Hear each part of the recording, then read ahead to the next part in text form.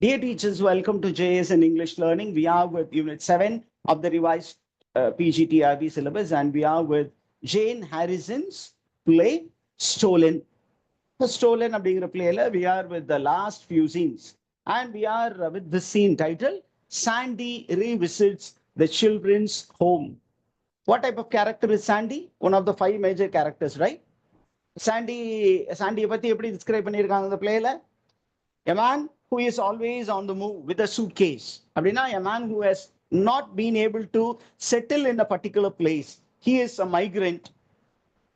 அப்ப a migrant is one who never has an identity of his own. எப்ப அவன் என்ன பண்றான் அப்படிங்கன்னா பல இடங்கள் அலைந்து திரிந்து கடைசியா எங்க திருப்பியும் வரணும்னு நினைக்கிறான்.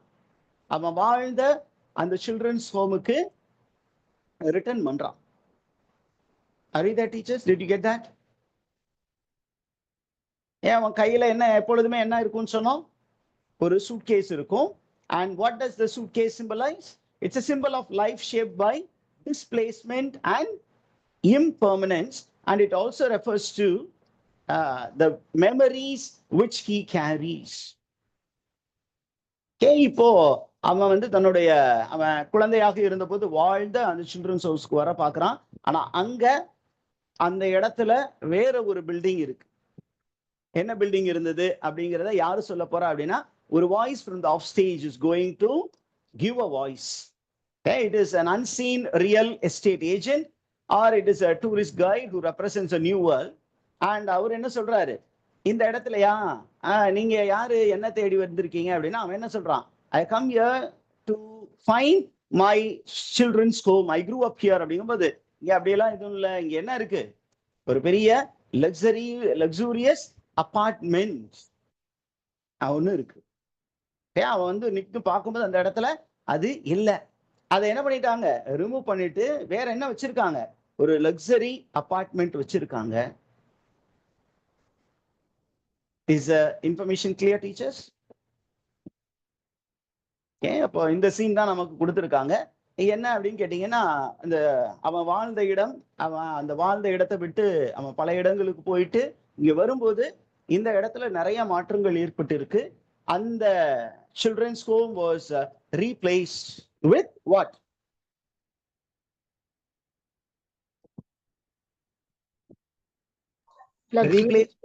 Luxury apartment. பட் அந்த லக்ஸரி அபார்ட்மெண்ட் அந்த இடத்துல இருந்தாலும் where is that children's home? The children's home was like a prison that has disappeared, but it is still in the heart of these 5 children. It has done a lot of damage to them. அப்போ அவர் என்ன சொல்றாரு, அப்படியா இதை மாத்திட்டீங்களா, நீங்க joke அடிக்கிறீங்கன்னு நினைக்கிறேன் அப்படின்னு சொல்லிட்டு அவனே சிரிச்சுக்கிறான். அவனால இது நம்பவே முடியல. ஏன் அப்படின்னு கேட்டீங்கன்னா இவன் வந்து பல இடங்களுக்கு போயிருக்கிறான். ஆனா அந்த பல இடங்களுக்கு அவன் போறதுக்கு காரணமாக இருந்த ஒரு இடம் அப்படிங்கிறது இன்னைக்கு டிசப்பியர் ஆயிடுச்சு. This is how history can be glossed over by gentrification. What do you mean by gentrification, teachers? Any information do you have? What do you mean by gentrification?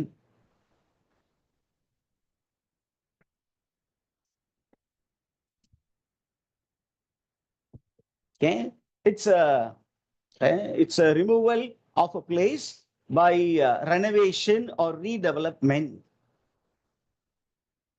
அப்போ என்ன இருக்குது, அந்த மார்ஜினலைஸ் கம்யூனிட்டிக்கு பதிலாக அந்த இடம் வந்து ரிச் பீப்புள் கையில போயிருச்சு.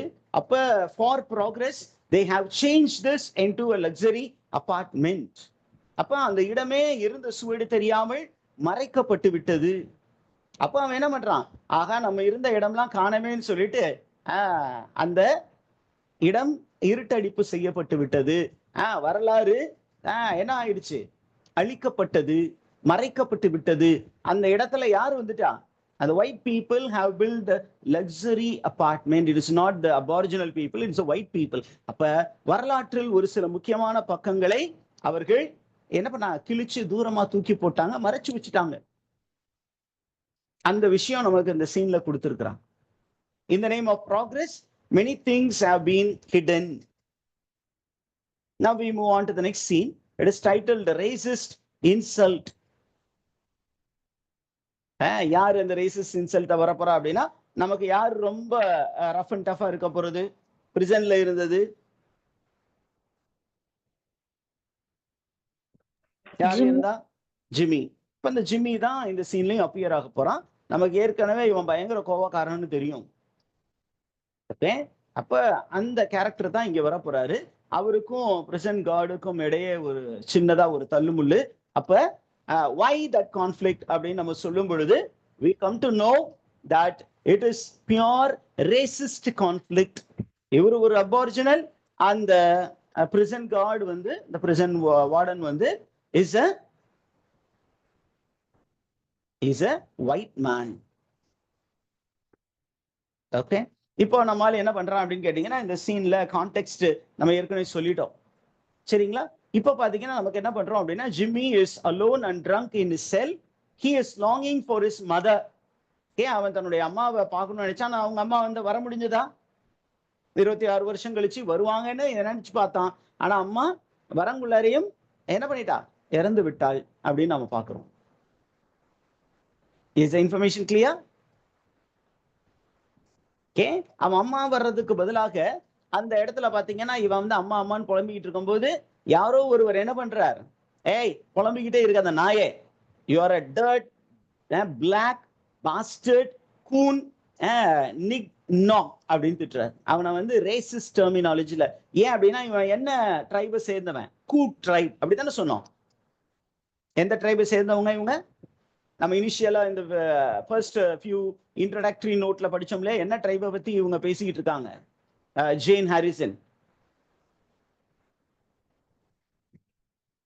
ஏதோ ஒரு ட்ரைபை பத்தி பேசினாங்களே இந்த பிளேல அந்த ட்ரைபை தான் மனசுல வச்சுட்டு எழுதுனாங்க.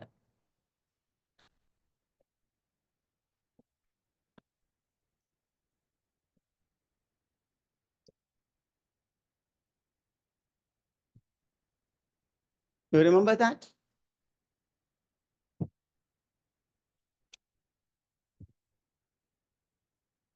ஒன்னும் பதிலே சொல்ல மாட்டேங்கிறீங்களே டீச்சர்ஸ்.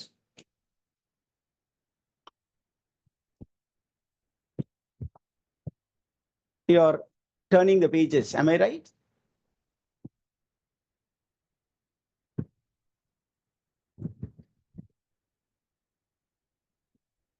கண்டுபிடிச்சுக்கோங்க. நம்ம அந்த ஒரு பர்டிகுலர் ட்ரைபை வச்சு இவங்க எழுதி இருக்கிறாங்க. Now you find that there is a conflict between the white prison guard and Jimmy the aboriginal. அப்ப அவன் வந்து இவரை வந்து அந்த prison guard வந்து இவரை வந்து ரேசிஸ்ட் டேர்ம்ல திட்டும்போது இவனும் என்ன பண்றான்? he tries to abuse the white supremacist and he calls him as a genocidal maniac. அப்போ அவங்க கண்ணா பண்ணான்னு திட்டணும்னு அவன் என்ன பண்றான்? அங்க இருந்து இங்க இருந்து அங்கன்னு வருது. We find that there is a lot of conflict. At the end of the conflict, what is going to happen? Okay, he is given a lot of beating. At last, what does Jimmy do? Okay, Jimmy hangs himself. Because அம்மா கிட்ட போய் சேர முடியல. ஒரே வழி அம்மா கிட்ட போய் சேரணும்னா இங்க இருந்து இந்த பாடியை விட்டு போகணும். And then Jimmy towards the end begs his mother's forgiveness and urges her not to give up the fight for justice. உண்மைக்காக என்னால போராட முடியல, அதனால நீங்க தொடர்ந்து போராடுங்க. Prison don't make you tough, it makes you weak அப்படிங்கிற ஒரு கான்செப்டை சொல்லிட்டு என்னால இந்த prison டோரை விட்டு வெளில வர முடியாது, அதனால I'm going to come out of this prison called the body and I'm going to mingle with my mother. And he leaves his suicidal note. Okay, he leaves a suicidal note. ஆனா அந்த suicidal note அந்த warden எடுத்து என்ன பண்றாரு? மறைச்சு வச்சிடுறாரு. Is the idea clear? So Jimmy meets with tragic end inside the prison. He cannot fight any longer. அதனால அந்த இடத்துல இருந்து அவன் போறதுக்கு முன்னாடியே சொல்றான், என்னால இதுக்கு மேல போராட முடியல, ஆனா நீங்க போராடுவதை விட்டு விடாதீர்கள் அப்படின்னு சொல்லி அவன் கெஞ்சி கேட்டுட்டு உயிரை விட்டுறான். அவனுடைய சூசைடல் நோட்டை எடுத்து அந்த பிரசன்ட் கார்டு வந்து ஒளிய வச்சிடறான். Shall we go forward, teachers? Did you understand what do you say, the story?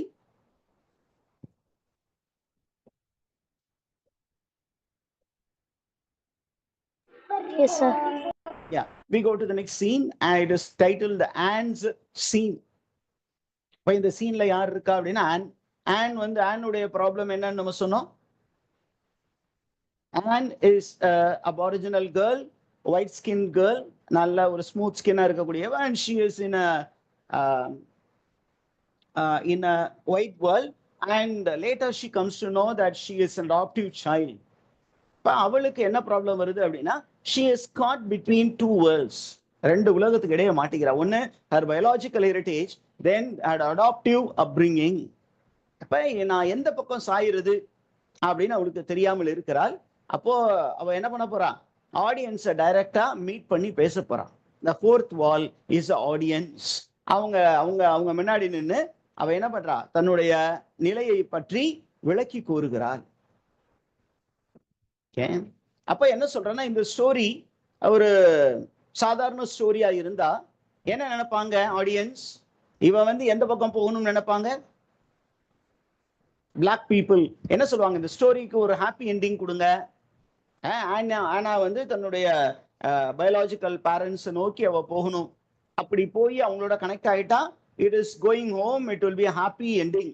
அதே நேரத்துல ஒயிட் ஆடியன்ஸ் என்ன பண்ணுவாங்க, இந்த ஒரு ஸ்டோரி எங்க போகணும், அவ அந்த ஒயிட் ஆடியன்ஸோடைய அந்த ஒயிட் அடாப்டிவ் பேரண்ட்ஸோடய இருக்கணும். அதே நேரத்துல she should try to reconcile with her own parents, and there should be a beautiful inclusion and the concept of tolerance. இந்த ஒரு இன்ஃபர்மேஷன் வரணும் அப்படின்னு எல்லாமே எதிர்பார்ப்பாங்க. ஆனா இவ என்ன சொல்றா, இந்த மாதிரி ஒரு விஷயத்த இந்த ஸ்டோரியில நீங்க பார்க்க போறது இல்ல. அப்ப இவ என்ன சொல்ல போறா, நான் ரெண்டையுமே என்ன பண்ண போறதுல, ரெண்டு சைட்லயுமே சாய போறதுல, I am going to stand in the middle. என்ன பண்றா அப்படின்னா, அந்த மதர் என்ன பண்றாங்க, அவரோட இங்கிலீஷ் மாம் அவருக்கு வந்து மில்க் சாக்லேட் கொடுக்குறாங்க. மதர்ஸ் டே கிஃப்ட், உங்களுக்கு milk chocolate, she has brought her adoptive mom. அது மதர்ஸ் டே, அதனால மதர்ஸ் டேவுக்கு என்ன பண்றா, ரெண்டு அம்மாவுக்குமே தேவையான விஷயத்தை வாங்கி வச்சிருக்கிறா. அடாப்ட் பண்ண அந்த மம்மிக்கு என்ன வாங்கி வச்சிருக்கிறா, மில்க் சாக்லேட்ஸ் கையில வச்சிருக்கிறா. அதே நேரத்துல தன்னுடைய பர்த் மதருக்கு என்ன வாங்கி வச்சிருக்கிறா, டார்க் சாக்லேட்ஸ் வாங்கி வச்சிருக்கிறா. அப்ப we come to know that Anna is still in the middle. அவருடைய love is divided to two families. So we come to know that there is no single right or happy ending. இந்த ஆனா ஸ்டோரிக்கு happy என்டிங்லாம் கிடையாது. ஆனா state is a bitter state. She has to be torn between two. Her identity is torn between two people. Her belongingness is unresolved. நான் யாருக்கு சொந்தம் அப்படின்னு என்னால கரெக்டா சொல்ல முடியாது, ஒருத்தரை வெறுத்துட்டு ஒருத்தர் பக்கம் என்னால போக முடியாது அப்படிங்கிற மாதிரி அந்த சீனை கொடுக்குறாங்க. This is a condition of aboriginal children who got assimilated into a new culture, who comes to realize that they are people who were adopted. அந்த மாதிரி இருக்கிற சிச்சுவேஷன்ல இருக்கக்கூடிய நிறைய அபாரிஜினல் பீப்புள் இந்த மாதிரி ரெண்டாம் கட்டான் நிலையில் இருந்தார்கள். அதை நமக்கு அப்படியே படம் எடுத்து காட்டியிருக்காங்க அந்த ஹெண்டிங்ல. Are you there, teachers? Did you understood that particular story?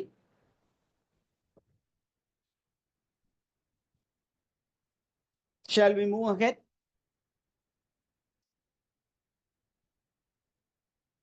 Yeah, moving on to the last but one, I think so. Shirley is come full cycle. Shirley has come full circle. அப்ப Shirley வந்து என்ன மாதிரி கேரக்டர்னு சொன்னோம்? Who is Shirley? One of the 5 major characters who is presented as an aboriginal who has lost many children. Okay, and her grandchildren also were missed out. அந்த ஒரு Shirley has come full circle அப்படின்னா திருப்பியும் அவ வந்து தன்னுடைய சில்ட்ரனோட என்ன பண்ண போறா, ரீயூனைட் ஆக போறா. தொலைந்து போனதை அவள் கண்டுபிடிக்க போறா. Okay, அப்போ she is going to get reconnected with the family and her inner scars are going to get healed அப்படிங்கிறத நமக்கு. ஓகே, இப்போ நமக்கு அந்த ஃபைனல் சீன்ல பாத்தீங்கன்னா அந்த ஷர்லியுடைய மோனோலாக் இருக்கு. It is a reflective monologue. She stands alone on the stage and she tells the audience that she has just met her granddaughter, and the name of the granddaughter is Tamara, and she has reunited with the daughter, and the name of the daughter என்ன, Kate. அப்போ அவங்க ரெண்டு பேரோடையும் அவளால meet பண்ண முடிஞ்சது. And she tells how intimate she felt when Kate called her mom for the first time. And you find Shirley telling, I was really wonderstruck. Okay, இதுதான் நமக்கு அங்க இருக்கக்கூடிய இன்ஃபர்மேஷன். புரிஞ்சுதா டீச்சர்ஸ்? இதுதான் அப்படியே ஒரு அழகான ஒரு மீட்டிங் நடக்குது. அந்த மீட்டிங் நடந்துட்டு அவ ஃபைனலா சொல்றாங்க, I have a daughter and a granddaughter, but most important, Tamara has a mother and a grandmother, and that is all that matters. கடந்த விஷயங்களை பத்தி நான் யோசிக்க போறது இல்லை. ஏன், நிறைய ஜெனரேஷன்ஸ் தொலைஞ்சு போச்சு. அந்த தொலைஞ்சு போன அந்த ஜெனரேஷன்ஸ் நினைச்சு வலி வேதனையோட இருக்கிறத விட இப்ப என்னுடைய மகள், என்னுடைய பேத்தி என் கையில இருக்காங்க.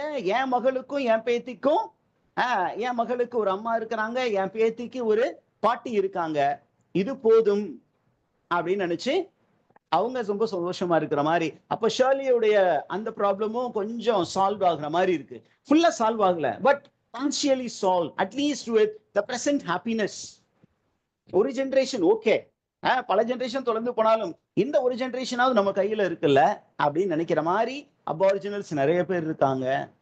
Now we move on to the character called Sandy. Sandy எப்படிப்பட்ட கேரக்டர்? இவனை தூக்கி என்ன பண்ணிருப்பாங்க, வீட்டுல இருந்து கொண்டு போயிருப்பாங்க. அவன் வீட்டை நோக்கி திருப்பியும் போக போறான். அவன் வீட்டிலே இருந்தது கிடையாது. ஹோம் அப்படிங்கிற ஒரு பிளேஸ அவன் ரொம்ப பெரிய கனவா வச்சிருந்தான். இவன் பாத்தீங்கன்னா ரூட்லெஸ்ஸா அப்படியே ஒரு பெட்டியோட சுத்திக்கிட்டு இருந்தான். Finally he resolves to return to his true home. அப்ப அவனோட தன்னுடைய சொந்த வீட்டை நோக்கி திரும்பி போறான். It is the red desert country to which he returns. And he knows well that this is where he belongs to. Is the idea clear, teachers? ஒவ்வொருத்தரும் இந்த ஸ்டோரியில இருக்க ஒவ்வொருத்தருக்கும் ஒவ்வொரு கதை இருக்கு. சாண்டியுடைய கதை என்ன? சாண்டியுடைய கதை என்ன? பல இடங்களுக்கு ஓடி ஃபைனலா எங்க போகணும்னு முடிவு பண்ணிட்டான், தன்னுடைய சொந்த வீட்டுக்கு போகணும்னு நினைக்கிறான். இப்போ நமக்கு இந்த ஸ்டோரியில இருக்கக்கூடிய எல்லா கேரக்டர்ஸும் ஸ்டேஜ்ல வந்து நிக்கிறாங்க. இவன் என்ன முடிவு பண்றான்னா, நான் ஒவ்வொரு இடமா ஓடிக்கிட்டு இருக்கிறத விட ஏதாவது ஒரு இடத்துல நின்றுணும். அண்ட் அந்த இடம் தான் என்னுடைய ஹோம் அப்படின்னு முடிவு பண்றான். இப்ப எல்லா கேரக்டர்ஸும் ஸ்டேஜ்ல வந்து ஒரு டயகனலா நிக்க போறாங்க. இப்ப ஷர்லி எப்படிப்பட்ட character? Shirley has now a granddaughter and daughter. அப்போ அவ என்ன ஒரு ரிசால்வ்டா என்ன சொல்றா அப்படின்னா, என்னுடைய கிராண்ட் டாட்டரை யாரும் என்னிடம் இருந்து எடுத்து போக நான் விட மாட்டேன். அந்த அளவுக்கு ஒரு ஜெனரேஷன் வந்து ரொம்ப ஸ்ட்ராங்கா வந்துருச்சு அபாரிஜினல். ஏன்னா அவங்க எல்லாம் அந்த மாதிரி ஸ்ட்ராங்கான ஜெனரேஷன் இல்ல. இப்போ ஒரு அவேர்னஸோட இருக்கிற ஜெனரேஷனை காட்டக்கூடிய ஒரு கேரக்டரா ஷர்லி பிரசன்ட் ஆகுறாங்க. ஓகே, அடுத்தது ரூபி. இவ கம்ப்ளீட்டா அந்த ஒரு இன்ஸ்டிடியூஷனலைசேஷனுக்குள்ளார போயிட்டா. and she does not believe in having a family. நான் வேலைக்காரியாவே இருக்கிறேன் அப்படின்னு கம்ப்ளீட்டா ஒரு அடிமை நிலையிலே அவ இருக்கிறா. அடுத்தது Anna as an aboriginal becomes a person torn between two families. She loves both the families but she does not belong to any. அந்த மாதிரி ஒரு whimsical situationல இருக்க போறா. இப்ப Jimmy is no more, the ghost of Jimmy அப்படிதான் நீங்க சொல்லணும். இவன் என்ன பண்ண போறான், தன்னுடைய அம்மாவோட மீட் பண்ணணும் அப்படிங்கிற அந்த நோக்கத்தோடு அவன் இறந்து போயிட்டான். இப்ப ஒரே ஒரு கேரக்டர் இருக்கா, என்ன அப்படின்னு கேட்டீங்கன்னா, இட் இஸ் த கேரக்டர் கால் சாண்டி. சாண்டி சின்ன குழந்தையா இருக்கும் போது என்ன பண்ணிக்கிட்டு இருந்தான், மீன் பிடிச்சுக்கிட்டு இருந்தான். அவங்க அம்மா வந்து அவனை கூப்பிட்டாங்க, அந்த அம்மா வந்து கூப்பிட்டுட்டு அவன் தன்னுடைய அந்த அம்மாவுடைய வாய்ஸ் கேட்குது, நான் போய் மீன் பிடிக்க போறேன். அப்ப சைல்ட்ஹுட் ட்ரீம், ஆன்ஸ்ட்ரிஸ்டல் மெமரி, அவனுடைய பிளேஸ், அவனுடைய லேண்ட், அவனுடைய ஃபேமிலி ஸ்பிரிட் எல்லாமே அவன் கண்ணுக்கு முன்னாடி வருது. அப்ப ஃபைனலா என்ன சொல்ல போறான்? ஐ எம் கோயிங் ஹோம் அப்படின்னு சொல்லிட்டு என்ன சொல்ல போறான்?